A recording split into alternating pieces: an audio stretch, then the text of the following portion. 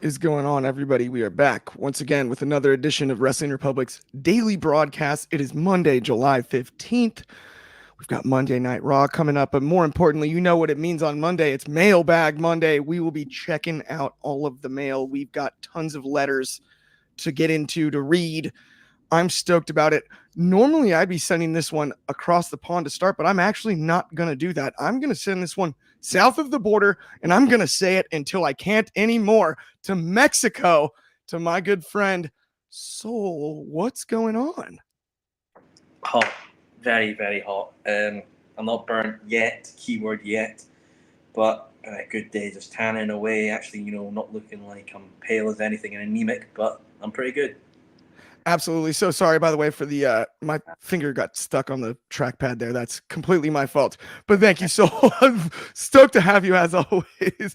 Let me toss this one. Now, this time I can actually say across the pond, fresh off of work and working again, one of the hardest working men in show business, David Sheldon. What's going on? Happy Monday. Happy Monday to you both. Very excited to be here.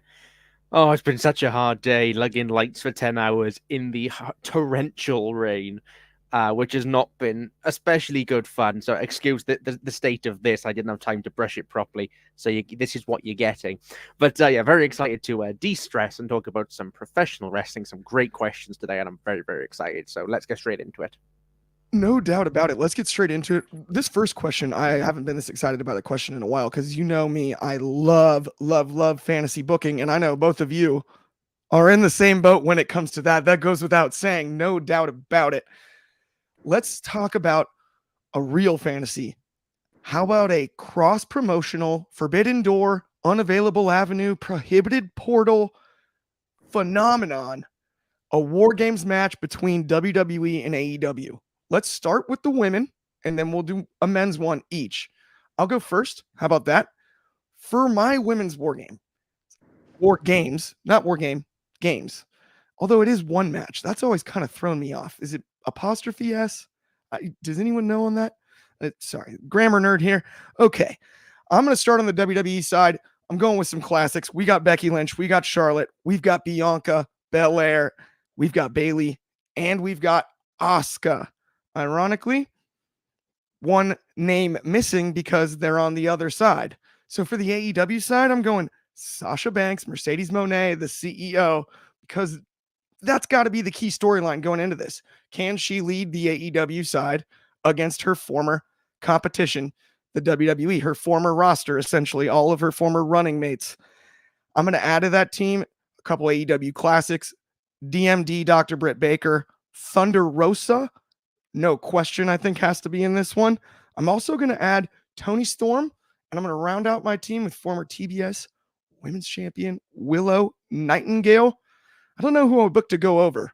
That's my only issue here, but I do think that's an exciting War Games match, if I have to say so. Soul, how about you? For Women's War Games, WWE versus AEW edition. Yeah, so main thing here, I'm not going to book who's going to win. This is specifically who I want to see in these War Games matches. So for Team WWE, Becky Lynch, Bayley, Charlotte Flair, Asuka, and Jade Cargill. That's who I want to see. You'll see why. So going on the AEW side, Mercedes Moné, Britt Baker, Willow Nightingale, Thunder Rosa, and Mariah May. Now, main thing I want to put in Mercedes and Jade, think about that stare down between them. Two people have essentially switched companies in the inception of both of them. That will be hostility as well. The four horsewomen facing off against one another as well, letting Britt, Mariah, people that maybe the WWE universe have not seen, they can shine. And yeah, it would just be an exceptional class of all talents from the women's division of both companies.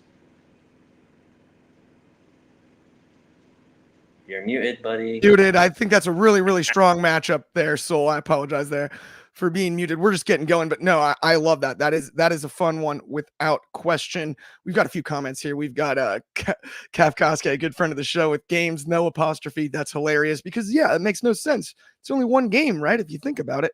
And then Bobby said, say his name and he appears. I believe in Joe Hendry. I don't think Joe Hendry's going to make this match, Bobby, but I believe in him as well. Kafkaske also said, yo, David. And then he said, the beauty of fantasy booking. The big boss is in the building. That match would be sick. Fire from Ben Allison. And then numero 1 Superfly with, for the women's War Games, Charlotte, Rhea, Bayley, Nia Jackson, Io Sky versus Britt Baker, Jamie Hayter, Mercedes Moné, Willow Nightingale, and Toni Storm. I like that match. That's about the same as I booked, minus Rhea and Nia on the, well, I guess Io as well. I had Asuka on my end, but I love that match as well. Bobby's got his too really quickly. Sorry, David, before I let you get into yours. AEW, Dr. Britt Baker, DMD, and Mariah May and Willow Nightingale with Deonna Purrazzo, as well as Hikaru Shida versus Bayley, Becky Lynch, Bianca Belair, Naomi, and Blair Davenport. That's an interesting one, Bobby. That is very interesting. David, I know you've been waiting to get this one out. I'm sure you put a lot of thought into this one. Who is it on both sides? So most of mine are quite similar to the ones that you've already said. I've tried to, again, justify them in storyline. I've also gone with that this would happen in my fantasy booking this year, so I've not gone too far out the box. My WWE side are Bayley, Charlotte, and Becky, who try to recruit Mercedes, who refuses. So instead, we get Bayley, Charlotte, Becky, Bianca, and Jade. That is my 5. And then on the AEW side, you have Mercedes Moné, you have Mariah May, you have Chris Statlander, you have Britt Baker. And then in a slightly wildcard move, because she's technically not a AEW talent, I'd have Mariah's personal pick, Mina Shirakawa, being the 5th, sort of having somebody in there to just, no, she's coming in here, she's coming with me. And then some shenanigans with Tony in there as well. But yeah, that would be my 5. You could also swap out Shirakawa if you really want an AEW star with a Tony, or even a Thunder Rosa, or even like a Willow Nightingale as a reluctant teaming with Statlander. But I'm trying to justify sort of a face women against a heel face WWE against a heel AEW. Unfortunately, that's kind of the case.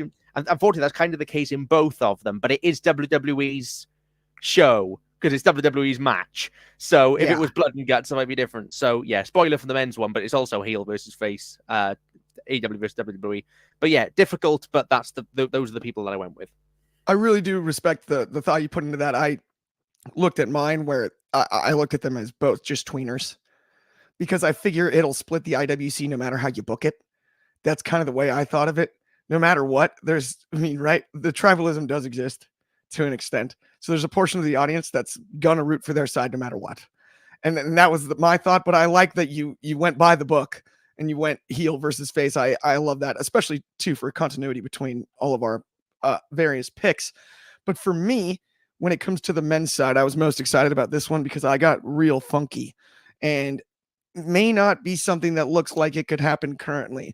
But on the WWE side, I have Roman Reigns leading the original bloodline, consisting of the Usos and Solo Sikoa, with the addition of the final boss himself, The Rock. On the AEW side, I've got almost the original Elite, the Young Bucks, teaming with Kenny Omega, Hangman Page, and Kazuchika Okada. Special guest referee, the American Nightmare, Cody Rhodes. Drama out of the gates. Where does his loyalty lie? Will he call this one right down the middle or no? I'm excited about it. This to me was the most explosive, put it on a poster match that I could possibly make. So I went for it. What do you guys think about that one? I had a little bit of fun with this, adding Cody to the mix. I maybe, is that even acceptable as far as the fantasy booking is concerned here? I mean, if that's where you're at, I mean, mine breaks it even more than that. So we'll okay, good. That's a great shout. That is a very great shout. I like the original Elite. Again, yours are very fancy because a lot of those will not happen. Well, I mean, this isn't going to happen. It's not going to. But it's like that would have a lot of shifting internally within companies to get you to that point. But what a match! Crazy, that'd be a hell of a match. It's as good of a video game match as the way I looked at it as you could book. Right? It's the one you with your friends where you're like, oh, Cody's the ref. Like, this is great. Ben even added, I actually love that Cody idea. Yeah, that was my first thought that came to mind, is just put him right in the middle, see what happens. Like, right? It's like throwing gasoline on a fire. Just make it just a little bit worse. Soul, your pick on the men's side. for your AEW first. fantasy war games? I'm going all in for this, buddies. So for the men's side for AEW, I've got Swerve Strickland, Ospreay, Hangman Adam Page, Bryan Danielson, and Eddie Kingston representing Team AEW. On the men's side for WWE, I have the American Nightmare Cody Rhodes, Kevin Owens, Sami Zayn, Randy Orton, and Drew McIntyre. But to swerve it even more, before Drew enters in, he's taken out by somebody. It's that guy, CM Punk, taking Drew's 5th spot in the War Games. Because think about a stare down against Hangman Page, the guy who essentially, spiraled Punk's credibility with the internet community, and someone could say led Hangman down this darker path. And also, I mean, come on, it'd be kind of funny to have Cody turn with Hulk Hogan and just pose with all his buddies in AEW, swerved you. Oh, if he flips sides, that's hysterical. So I'm so glad you said that. That is serious drama, and I have no issue with any of that. I would buy that pay-per-view, PLE, whatever it is, sign up for some sort of subscription service if I needed to get my eyes on that one if it was ever possible. But David, let's bring it home when it comes to these AEW men's War Games matches, and then I'll read some of the comments ones because we got some good ones here. But David, I got to let you go and get your thoughts on the men's War Game. It's War Games. It sounds like shenanigans, potentially. It's not so much shenanigans as it is perhaps. I haven't perhaps stuck entirely to the WWE versus AEW here.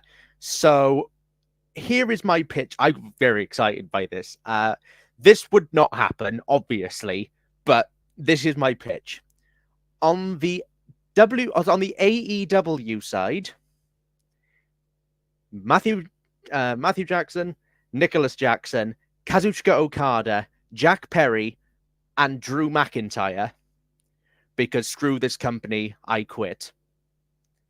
He's been screwed over so many times. He goes, I'm going to go to the opponents just to That's screw fair. with you. He flips sides. I'll accept that. On the WWE side, Cody Rhodes, John Cena, Seth Rollins, CM Punk, and Kenny Omega. Not to say that Kenny sides with WWE, but he wants to beat the cancer. That is, yeah. You can also swap out Kenny probably with Will or with thing, but I think Kenny makes more sense in the story because I think there are so many dynamics in this massive fantasy. You've got Drew and Punk, Drew and Seth, Punk and Seth, Punk and Omega, Punk and the Bucks, Punk and Perry, Cena and Rollins, Cena and Punk, Cody and Rollins, Cody and Omega. There's all these different moving pieces and again, wouldn't happen. It kind of breaks the brief of exclusively WWE versus exclusively AEW. But from a storyline perspective, I think all of these dynamics make sense. And I think that A, it would be a really fun match, but B, to see one AEW star defect and one WWE star defect, even if just for this one match for these particular set of circumstances, I think that could be really cool. Equally swap out Kenny with John Moxley if you'd like that. In the weirdest way, we obviously know how fantasy this is and how unrealistic all of this is, but if you think about it in some way, if the swap happened, does seem more realistic that would be like a feature in the rivalry, right? Like the whose side are you on thing. If somehow this actually happened, does seem more realistic than some ideas that I think that would be the case with Kenny, particularly this. I can't watch the Elite do this to my company. So if I've got to join the enemy to kill them, that's what I'll do. And absolutely. I think there's a lot, and then that's the loyalty. Is Kenny's loyalty really with WWE? The people he's refused to wrestle for his entire career, going to them if it means beating the Elite. I think it'll be a really fun story. Never going to happen, but it's fun to see. No, it is fun. It's fantasy, so why wouldn't we 100%? Okay, let me run through a few of these other ones too here. Numero one Superfly for the men, Seth Rollins, Braun Breaker, Sheamus, Drew, and CM Punk versus Kenny Omega, the Young Bucks, Adam Page, and Jack Perry. Book a story where the EVPs are like, CM Punk doesn't work for me. Okay, I like that. That's cool. Kafkaske with Seth, Braun, Sammy, KO, Gunther versus, he went Ambrose, Moxley, Darby, Ospreay, Okada, and MJF. I like that one too. Fun matchup for sure. And then Bobby Batista with John Moxley, Wheeler Yuta, Bryan Danielson, Claudio Castagnoli, Eddie Kingston versus Roman Reigns, Jacob Fatu, Jimmy, and Jey Uso, as well as The Rock. That's fun as well. A little bloodline versus AEW action. And then Kafkaski with love, David's passion and excitement. We all do. Who doesn't? Who doesn't? And we're all passionate too, by the way. I'm just kidding. No, I completely agree though. But let's actually move on to our second topic of the day. Speaking of passion, there's not much more passionate than a blood sport show. Not as far as the fans are concerned, it's as passionate of a fan base as you're going to get. It's unique. There's no ropes. It's a completely different style. I have always dug it. And this is a great question submitted by our friend Bobby Batito himself. Which WWE stars would you like to see wrestle at Bloodsport? And David, I'm going to go straight to you for this one. Well, I'll be honest with you, until about 10 minutes ago, I had my answer until I realized that he's actually already wrestled in Bloodsport. So my answer originally for this was going to be Gunther, because I think Gunther would be extraordinary. However, he did wrestle in Bloodsport under the Walter name before he moved to NXT UK. So that's a boring answer then, because he's somebody that we've already seen. So, loving the shout, by the way, for Kevin Owens in the comments. That would be great. The two I came up with are kind of the boring options in the sense that they are the most sort of amateur-based people, because I went with Lola Vice and Chad Gable. Both of whom I think are sort of easy shouts, I think, for it, but equally two people that I think would really, really suit that sort of style. Also, Jacob Fatu, he's there now, so I'd say Jacob as well. I don't know if he's been in Bloodsport before, but I think he could bring a different dynamic to Bloodsport, because Bloodsport is very obviously MMA, amateur, but there are sort of your own subsections to Bloodsport, and one of those is people will just hit you really hard. I think, I think that Jacob Fatu could be a really, really fun option in there. I think Gunther now would be just insane in Bloodsport, but he was insane before. He'd be insane now. So I'll go with Gable as my big one, but with Jacob Fatu and Lola Vice as my kind of other two, because Shane has already been there, and she was the obvious answer, I think. 100%. Oh, Ilya Dragunov. Kafka just said Ilya Dragunov. Yes, yes, please. Ilya, yes, please. I'll take seconds on that. He added Kevin Owens too. I would love KO. KO would be fun. Yeah. Just fight. It makes sense. I would pick Sheamus. Sheamus would be great. And then Bobby added Chad Gable and Tavion Heights, and then Sonya Deville and Ivy Nile. I have no issue with any of those. I think those are the realistic prospects of the people you're probably likely to get in Bloodsport going forward. One name that I think we slightly overlooked, not by like a ton and not a big deal, but personally, I just know for a fact A-Kid is a Brazilian Jiu-Jitsu black belt, and a lot of people don't know that. Like a legit high-level one, trained with lineage directly back to the inventors of BJJ. Like he's an elite submission grappler, and despite the fact that his moveset wouldn't necessarily lend you to believe that because of the amount of flying he does and the speed in which he can work, stylistically in Bloodsport, he could work in a way that I think a lot of people would be shocked at how much acumen he would have for a match like that. I go back to his work in NXT UK when he was, A-Kid, obviously right now he's Axiom. But when he was A-Kid in the Heritage Cup, and I was always blown away by like the armbar reversal type moves and the way that he was able to actually target a limb. That people don't really realize for a guy that's smaller frame and more of a high flying speedster in general would be the way you'd think of him. Yeah. JD McDonough as well. I think would be really good.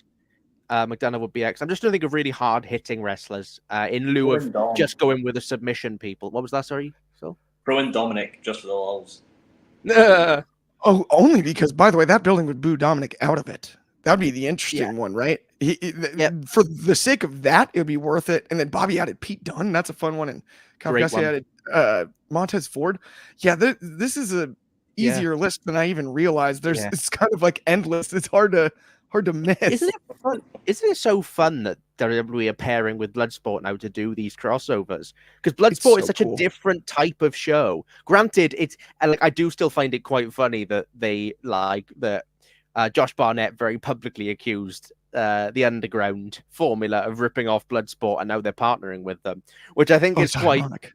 Which I think is very ironic, but it's great. I mean, it's nice to get to see. Like I said, I prefer Bloodsport as its own show than I do the Underground matches because I think in their own bubble they're easier to stomach than some of the sort of worked MMA in amongst other wrestling.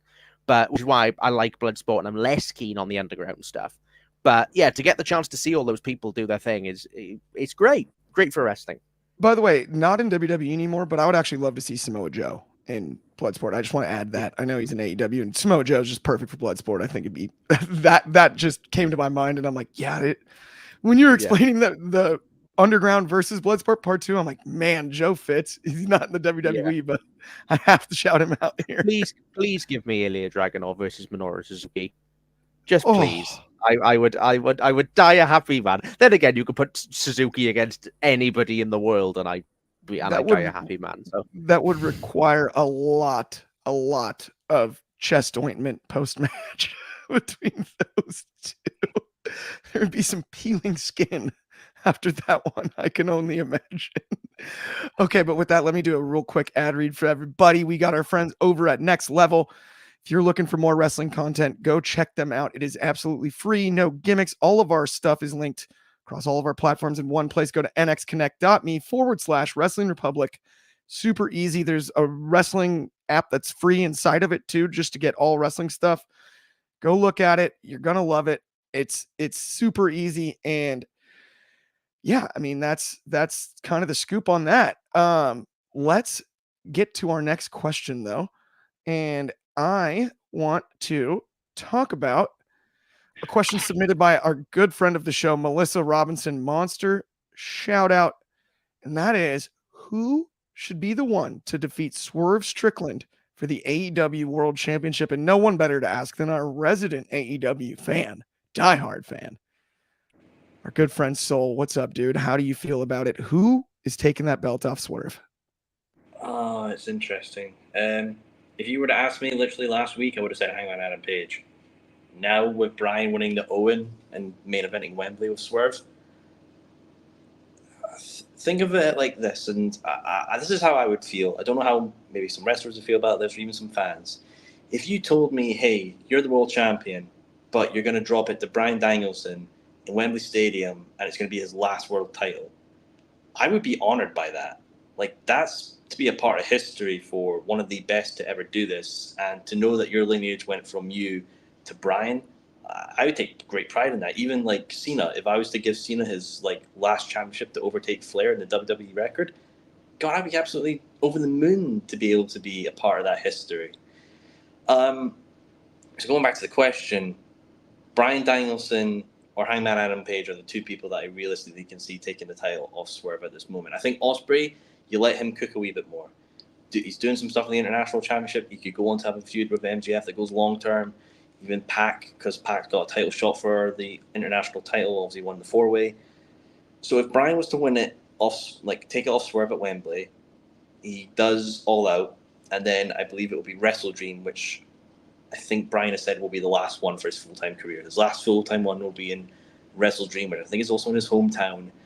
You could easily do Bryan Danielson, Swerve, and Hangman in a freeway to then give it to Hangman to have a heel run with it, and he can be, Joyce and what he's done for Bryan and all that. Or, like, if I was Bryan, like, we've seen Bryan in the past, he always likes to do things and gives to the next generation.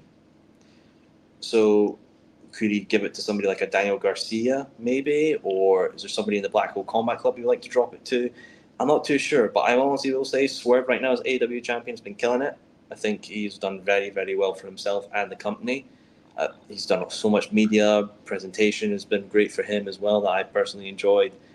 So yeah, I'm going with either Bryan Danielson or Hangman Adam Page. I think those are two very fine picks, and that's basically who I was stuck between two at this point. It's the most logical, The only other name I'd throw out there, given health, would maybe be somehow Kenny Omega. If Kenny gets healthy, okay, I could see that. That requires a lot of other chips to fall, though. And that's where I think the logical two picks are Danielson or Hangman, as you mentioned. And I have no issue with either one. That's rare that I can say that in pro wrestling, right? Where I don't have a problem with either one of them. But let's move on to our next question, submitted by our very own good friend, the Tuesday Night Delight himself, Shoddy. What's good? He's asking, what is Bryan Danielson's best run? Is it ROH? Is it WWE or AEW? And I will add to this question just because I want to, and I think Shoddy, you'll be cool with it. You can pick between the multiple of his WWE runs per se, right?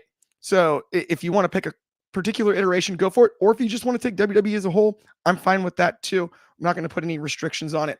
But your choice as far as Bryan Danielson's best run, David, let us know. Well, to my shame, the first thing I should say is that I've seen very little of Bryan Danielson's Ring of Honor run. I was not a fan at the time. B, I'm still trying to catch up on a lot of old Ring of Honor. I have seen some, and he's amazing, because of course he is. So when I don't pick Ring of Honor, that's not necessarily to say that it wasn't his best. I just haven't really seen it. So that is something I should say right off the bat.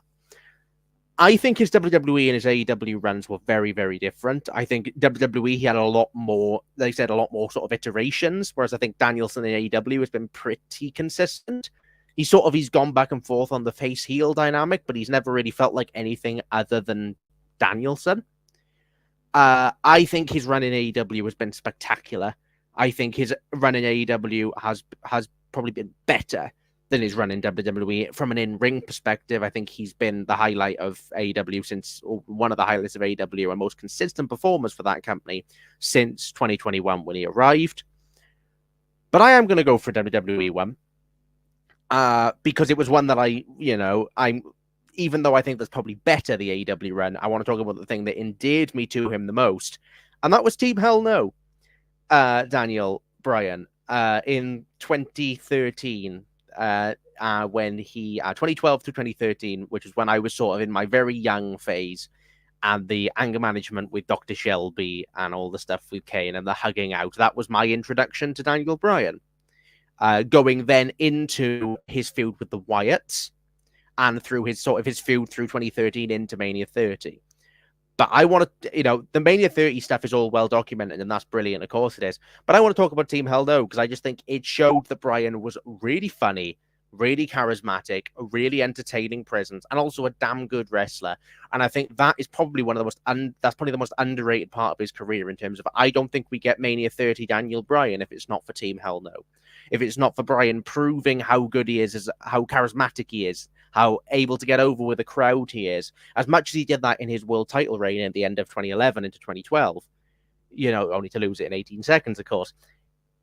This was, I think, where it really catapulted him, and credit to him, because I think they're some of the best skits WWE have done, and I think he is terrific in them. So yeah, despite the fact I think his AEW run is probably better, and I'm sure Sol will probably talk more about his AEW run, I'm going to say my favorite run of Danielson's was Team Hell No.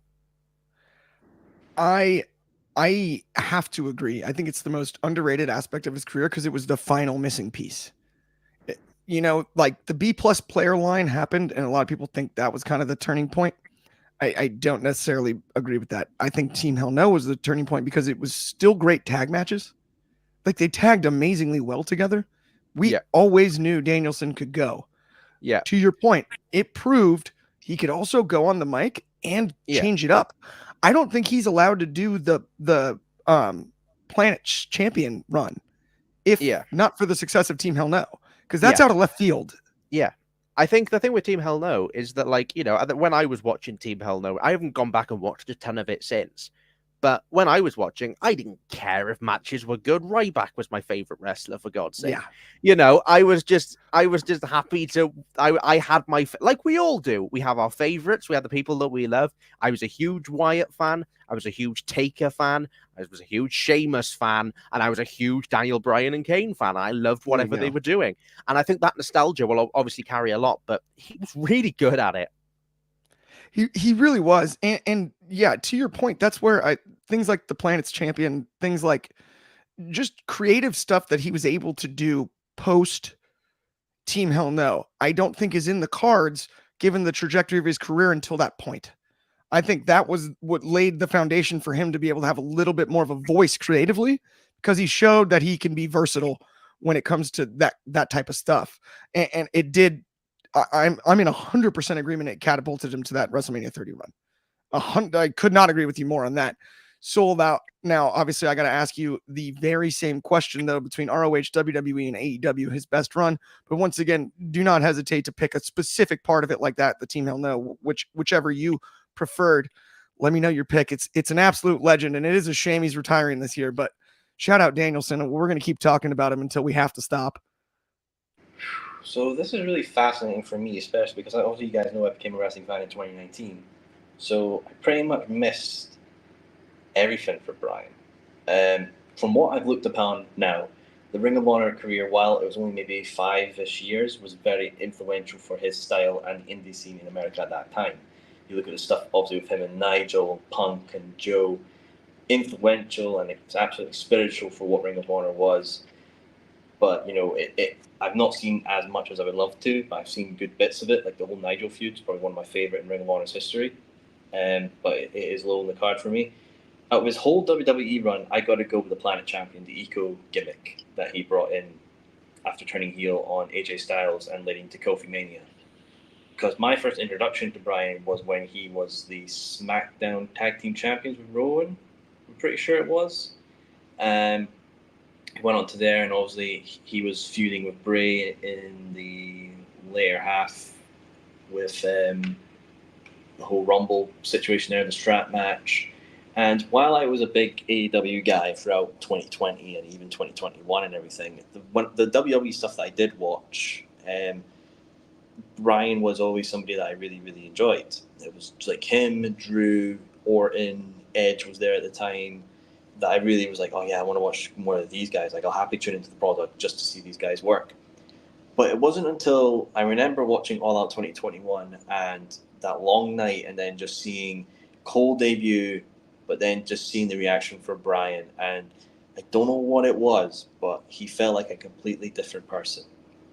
While his in-ring work from the time I watched the WWE of that mid 2019 to when he left in mid 2021 was very good, when he went to AEW, I felt like it was someone who just poured gasoline on the fire and just let it burn.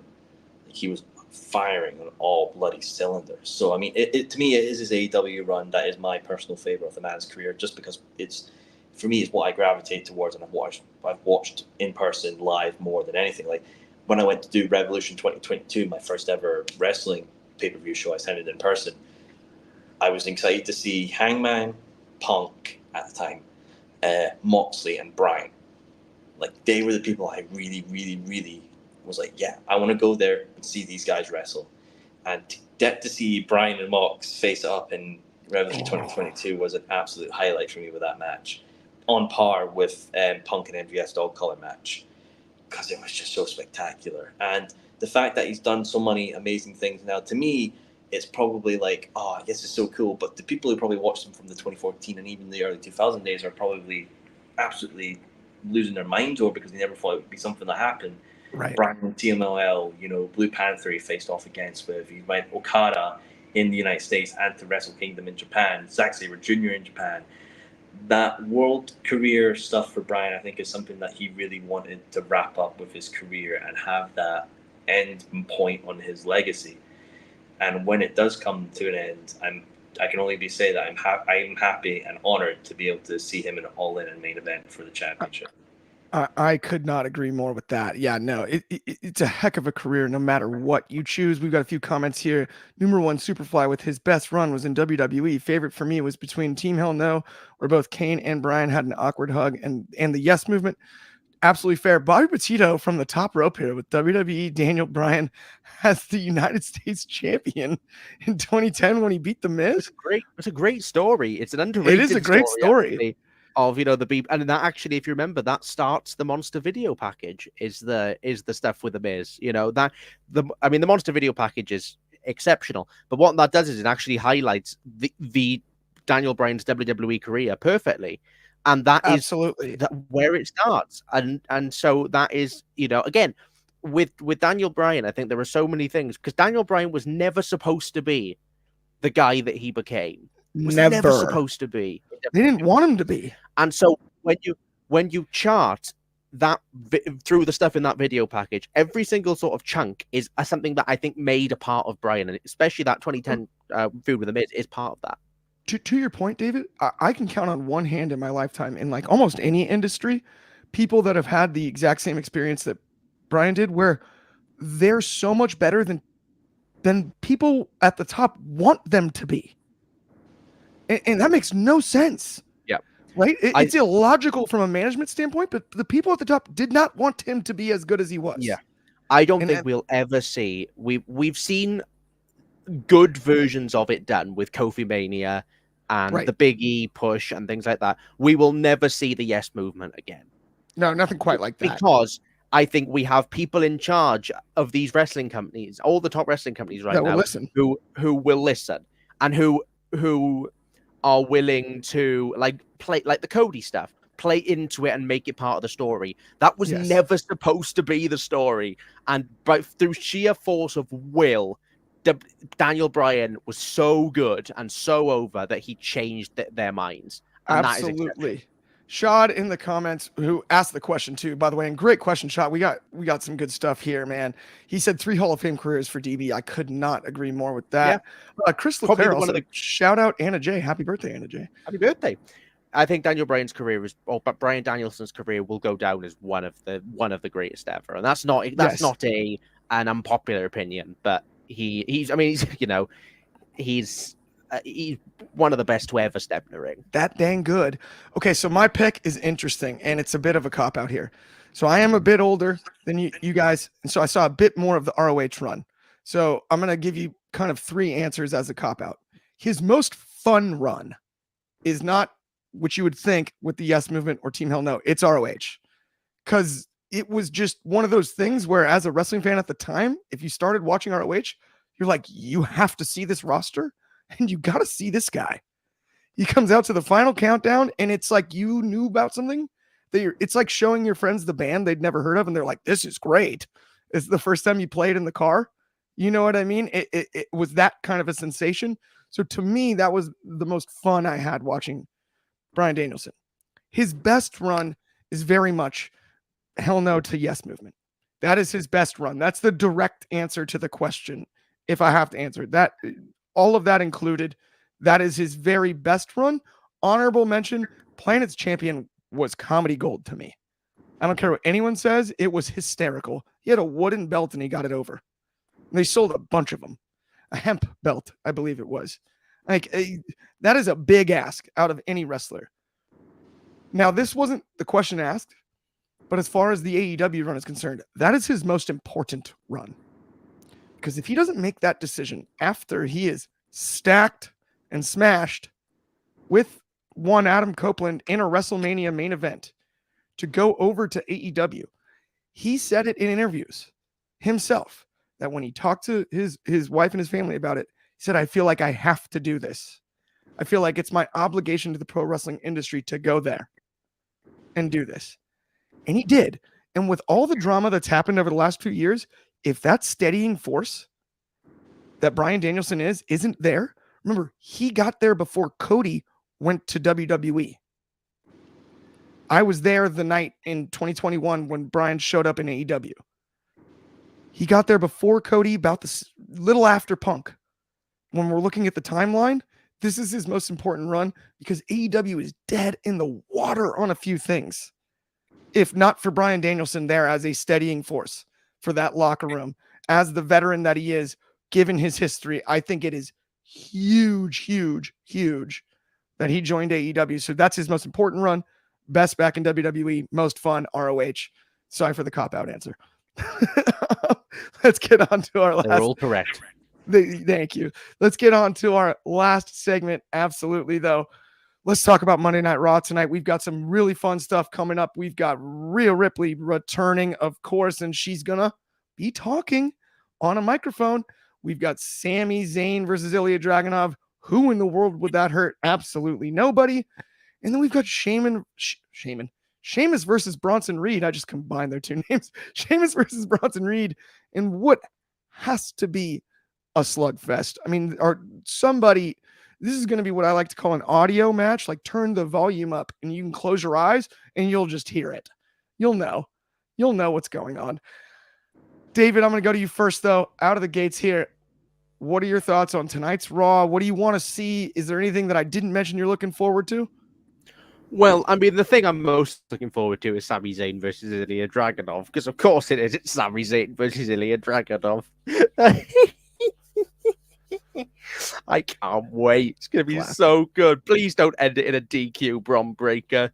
Please. Triple H has such a bad habit of just ending the Bron Breakker, like having Bron Breakker cause DQs. Stop it. Just stop it. It's not fun anymore. I'm sick of it, and not in a fun, I'm being worked. Sick of it. In a book better. But the thing I'm going to talk about is not actually something that was mentioned, and not something that's been announced, but something that I'm interested in seeing the follow-up from, and that is the follow-up to Bo Dallas appearing in Adam Pearce's office from last week's episode of Raw. I think the Wyatt Six stuff last week was exceptional, from the video package to the tease with Bo. I don't know where they're going to go. I have not got a Scooby-Doo where they're going, and I am really excited. But having been very into the first week VHS vignette, less into the second one, feeling like it was a little bit of the same thing again, but then being really into last week's, I think this has really hooked me now, and I am very curious to see where they go next week. Tonight. I've got no idea where they're going. I've got no idea what the plan is, and I'm kind of just going to let them do their thing. But yeah, that is probably the two things I'm most excited for, the match and the Wyatt Six follow-up. I really like that, and I agree with you. The first Wyatt Six one felt so impactful. Then the VHS one felt so impactful. The third one, thank you so much, Kobe, for doing that, changing the graphic there. But the first Wyatt Six, the debut was off the charts. The first promo package vignette, whatever you'd like to call that, the VHS you called it, right? Like that would be, I guess, what I would say. I really enjoyed the second one. Did feel a little bit like, if you missed it, it was kind of like this, right? Like, I would love to see a bigger follow-up than that myself too. I think that's a great call there, David. Soul, though, is there something in particular you're looking forward to on Raw tonight? I mean, Sammy Dragunov's hard to deny, isn't it? Yeah, but I mean, who doesn't want to see Dominic Mysterio, wee his pants because he's scared of his mom and his side piece coming after him? And Rhea Ripley's going to be opening the show, obviously, and we've seen her come back and interrupt Liv and Dominic having a wee embrace. And it's going to be leading to a SummerSlam match, right? I mean, because I think I saw this, and quote me if I'm wrong, it's been 19 years since the Eddie and Dominic Custody in the ladder match against Rhea at SummerSlam. So what better way to do, I mean, it's not 20 years, but I mean, hey, take the moment when you've got it.